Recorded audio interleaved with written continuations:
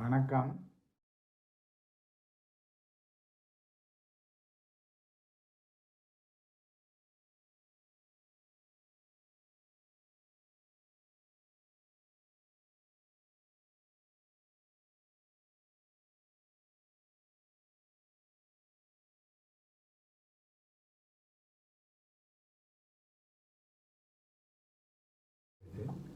சமீபத்தில் பத்திரிகைகளிலே பார்த்தோம், கண்ணுக்கு தெரியாமல் மின்வாரியம் ஜிஎஸ்டி வரியை ஏற்றிவிடுகிறது என்று ஒரு செய்தி பத்திரிகைகளை பார்த்தோம்.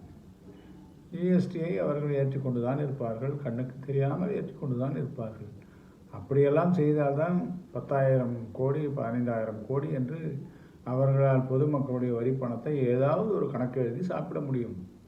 இப்படி செய்யலாம் என்பது இன்றைக்கு நடைமுறை ஆகிவிட்டது. ஏனென்றால் ஏற்கனவே இருப்பவர்களெல்லாம் அவ்வாறு செய்து விட்டார்கள்.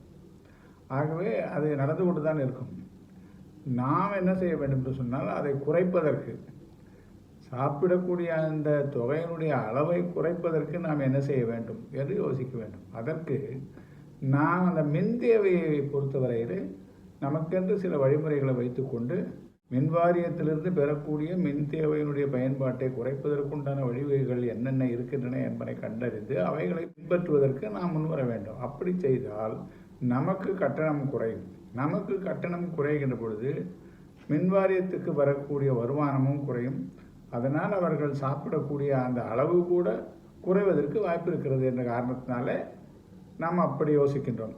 அப்படி பார்த்தால் நாம் இன்றைக்கு உடனடியாக செய்ய வேண்டியது, எல்லா வீடுகளிலேயும் இன்வெர்ட்டர் இருக்கிறது. இன்வெர்ட்டர் என்பது அங்கே மின்சார தடை ஏற்பட்டால் அந்த இன்வெர்ட்டர் மூலம் பேட்டரியை சார்ஜ் செய்து வைத்திருந்து அந்த பேட்டரியிலிருந்து பெறக்கூடிய அந்த மின்சாரத்தை வைத்து வீட்டிலே இருக்கக்கூடிய விளக்குகளை, மின்விசிறியை நாம் பயன்படுத்துவோம். அதற்கு அந்த இன்வெர்ட்டர் பயன்படுகிறது.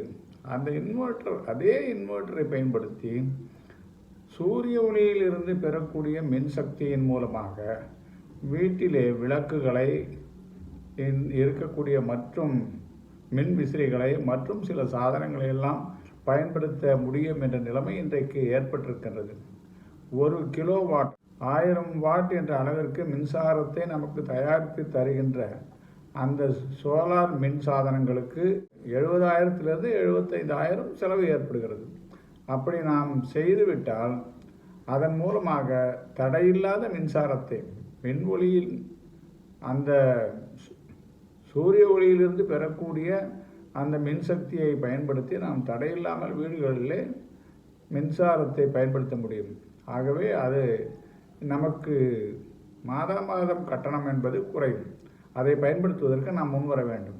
அப்படி செய்தால் நிச்சயமாக கணிசமான அளவு மின்வாரியம் தருகின்ற மின்சாரத்தினுடைய பயன்பாடு குறைகின்றது. அதன் காரணமாக நமக்கு மின் கட்டணமும் குறையக்கூடிய வாய்ப்பு இருக்கிறது. இதில் வேடிக்கை என்னவென்று சொன்னால், மின்வாரியம் அதிகமாக நாம் மின்சாரத்தை பயன்படுத்தினால் அதிகமான அளவிலே கணக்கிட்டு தொகையை தர வேண்டும் என்ற முறையை நிர்ணயித்திருக்கின்றார்கள். 1000 யூனிட் மின்சாரத்தை பயன்படுத்தக்கூடிய ஒரு வீட்டிற்கும் 500 யூனிட் பயன்படுத்தக்கூடிய ஒரு வீட்டிற்கும் கட்டணம் நிர்ணயிப்பதிலே நிச்சயமாக அவர்கள் வேறுபாடு காட்டியிருக்கின்றார்கள். 500 யூனிட் என்பது பயன்பாட்டில் குறைவாக இருக்கின்ற காரணத்தில் அதில் சராசரியாக ஒரு யூனிட்டுக்கு என்ற தொகை எந்த அளவுக்கு வருகின்றதோ அதைவிட 10, 15, 20% அதிகமாக 1000 யூனிட் மின்சாரம் பயன்படுத்துகின்ற வீடுகளுக்கு கட்டணம் நிர்ணயிக்கப்பட்டுள்ளது. ஆகவே நாம் முடிந்தளவு அந்த மின்சார பயன்பாட்டை, மின்வாரியத்தின் மின்சார பயன்பாட்டை நாம் அப்படி குறைக்க முன்வந்தால் நம்முடைய மின்கட்டண தொகையும் கணிசமாக குறைகின்றது என்ற காரணத்தினாலே இதை நாம் நிச்சயமாக பயன்படுத்தி கொள்ள வர வேண்டும். இப்படி அந்த சோலார் என்று சொல்லக்கூடிய அந்த பிளான்ட்டை அமைப்பதற்கு, அதன் மூலம் மின்சாரம் தயாரிக்கின்ற அந்த ஏற்பாட்டை செய்வதற்கு அதற்குண்டான தொகைக்கு பெரும்பாலான வங்கிகளில் அவர்கள் கடன் தருகின்றார்கள். ஆகவே அந்த கடனை பயன்படுத்தி கூட நாம் மின்சாரம் சோலார் மூலமாக தயாரிக்கக்கூடிய அந்த வசதியை வீடுகளிலே ஏற்படுத்தி கொள்ளலாம். இன்றைக்கு பல தனியார்கள் கூட இது போன்ற சூரிய ஒளி மின்சக்தி அமைப்பை ஏற்படுத்தி தருவதில் இன்றைக்கு நல்ல முறையில் தேர்ச்சி பெற்று அந்த பணியை செய்து வருகின்றார்கள். குறைந்த லாபத்திலே அவர்கள் செய்கின்றார்கள். ஆகவே இந்த 70,000 75,000 என்பது இன்னும் ஒருவேளை குறையக்கூட செய்யலாம். அதையெல்லாம் நாம் சீர்தூக்கி பார்த்து 4 இடங்களில் விசாரித்து, ஆனால் நிச்சயமாக அந்த சூரிய ஒளியினுடைய மின்சக்தியை பயன்படுத்தி கொள்ளக்கூடிய அந்த நிலைமைக்கு நாம் நம்மை தயார்படுத்தி கொள்ள வேண்டும். அது நாம் இந்த நாட்டிற்கு செய்யக்கூடிய சேவை என்று கூட சொல்லலாம். ஏனென்று கேட்டால், மின்சாரம் தயாரிப்பது, அதற்கான கட்டுமானங்களை உருவாக்குவது என்பது இன்றைக்கு பல ஆயிரம் கோடி ரூபாய்களை உள்ளடக்கிய திட்டமாக அரசுகளால் கைக்கொள்ளப்படுகிறது. அந்த மின்சாரத்தினுடைய பயன்பாட்டினுடைய அளவு குறைந்துவிட்டால் அதற்காக அங்கே அரசாங்கம் ஒதுக்குகின்ற அந்த தொகையினுடைய அளவு கூட குறையக்கூடிய வாய்ப்பு இருக்கின்றது. ஆகவே அப்படி நாம் செய்வதனால் நாம் இந்த நாட்டிற்கு உதவுகின்றோம் என்ற அந்த எண்ணத்தை மனதிலே வைத்துக்கொண்டு சூரிய ஒளி மின்சக்தியை நாம் அதிகமாக பயன்படுத்துவதற்கு முன்வர வேண்டும் என்பதை இந்த நேரத்திலே சொல்லிக்கொள்கிறேன். இங்கே நீங்கள் காண்பது என் வீட்டில் நான் அமைத்திருக்கக்கூடிய 1 கிலோவாட், அதாவது 1000 வாட் மின்சாரம் தயாரிக்கக்கூடிய சோலார் மின் உற்பத்தி அமைப்பினுடைய தோற்றம். இதற்கு மொத்தம் 72,000 ரூபாய் எனக்கு செலவு ஆயிற்று. இதிலிருந்து கிடைக்கும் மின்சாரத்தை பயன்படுத்தி 7 டியூப் லைட்டுகளும் 5 மின்விசிறிகளும் தாராளமாக பயன்படுத்தலாம்.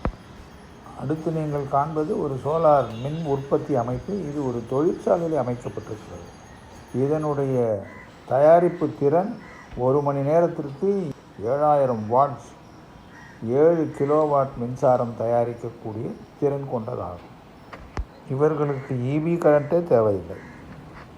இந்த சூரிய ஒளி மின்சக்தியை பற்றி பலமுறை நாம் இது போன்ற ஒரு வீடியோ போட வேண்டும் என்று எண்ணியிருந்தோம். வாய்ப்பு கிடைக்காமல் இருந்தது. இப்பொழுது ஜிஎஸ்டி வரியை பற்றிய அந்த செய்தியை படித்தவுடன் இப்பொழுதாவது அந்த வீடியோவை நாம் போட்டுவிட வேண்டும் என்ற எண்ணம் ஏற்பட்டு அந்த அடிப்படையிலே இந்த வீடியோவை நாம் போட்டிருக்கிறோம். நடுத்தர குடும்பங்களுக்கு இது நிச்சயமாக ஒரு வரப்பிரசாதம். ஏனென்று சொன்னால், தொடர்ச்சியாக மின்தடை இல்லாமல் நாம் வீட்டிலே அங்கே மின்விசிறிகளையும் விளக்குகளையும் பயன்படுத்த முடியும்.